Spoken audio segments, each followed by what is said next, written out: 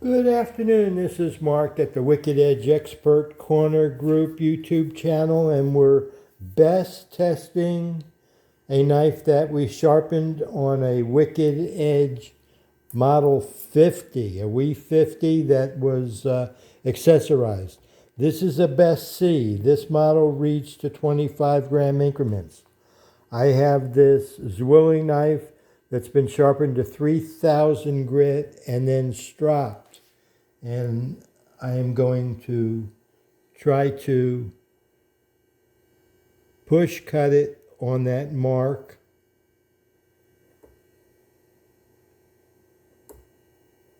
I'm going to tear it again because I touched it. I'm trying to get that pen mark and push down, and it measured 175. I'm going to come over here and do the same thing. Let me see if I can do it this way.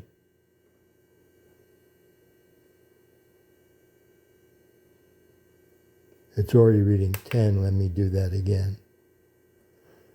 It's already reading 5.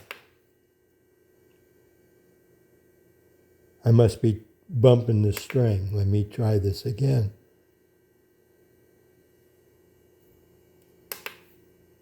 Ah, the scale is out here.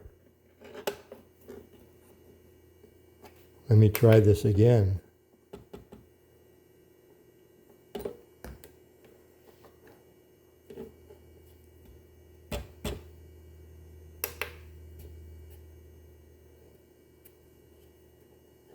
There we go.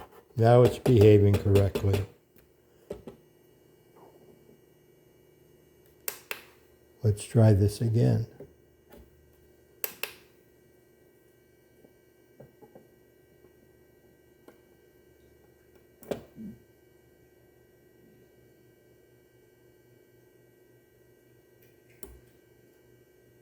$145 that time. 175 here, 145 here. I'm going to pull out another filament and test again. And I want to talk about this. Because some people say, oh, that BESS test, it doesn't mean anything, you can cheat it. Well, I'm not trying to cheat it. I am trying to learn by using it. And first thing I have to learn, I have 2 of them now. The first thing I have to learn is the little differences between them so that I can use them together to try to make a comparison. Okay, I just loosen this up, pull this out,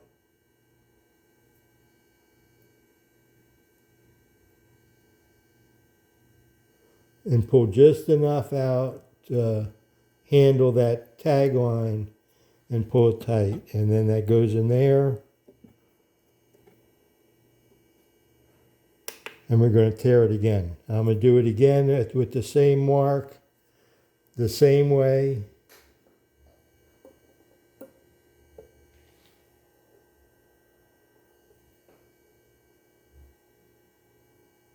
I'm trying to put that mark right on.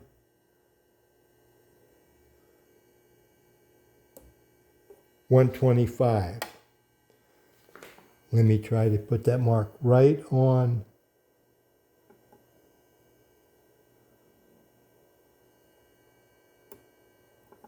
$85. It takes practice. I'm not trying to cheat it. I would love to have an 85 score, but I'm not comfortable with that score because I'm checking against another one. What it's telling me is that I'm not doing something right because obviously both devices are working and it's me, the operator, that's not got the range on it. And that's what I found was my problem, why I went from the 1 gram. I'm playing with this as I'm talking to y'all. As I went from the 1 gram PT 50A model which everything was so sporadic, at least here we can see some difference. So let me try this again. I'm going to put it in the fulcrum, put that mark right above it. I'm looking over the top, so I push straight down on it. 125 this time. Again, I'm going to do it the same way here. I'm putting the mark and I'm looking out to the side, trying to push 135. Now that's reasonable. I can understand that, and that's comparable. So about the judgment between the two different models, I don't know anything. But the reading is close enough within 10 grams that we know what the knife edge is. It's a 125, 135 gram knife edge, which according to the scale is about as sharp as you get. They don't spread it out in here and talk about it. But if you can achieve anything less than a 200, it's a very sharp edge, because that's compared to new high-end cutlery at 300. So I'm going to do this again, because that's how I do these things. And I usually take about 5 or 6 readings at each position in order to make enough readings that I can throw out the highs and throw out the lows. I mark them down, and I use it as an indicator, not trying to cheat it, because you could figure out how to cheat it by maybe going faster. I don't know. I'm not looking to cheat it. Okay, we've got both set up again. Tear it out. See, when this one moves, it moves in.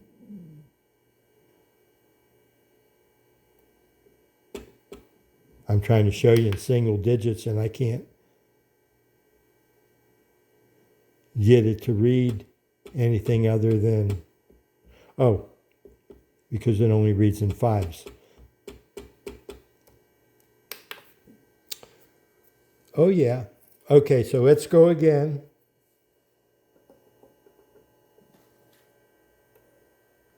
The mark is over the top.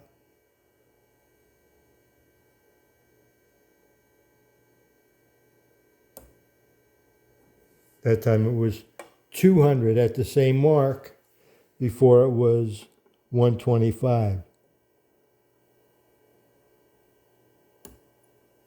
180. Now 180 and 200 are not too far apart, but my readings are not repetitive enough that I can make a statement about the sharpness of this knife.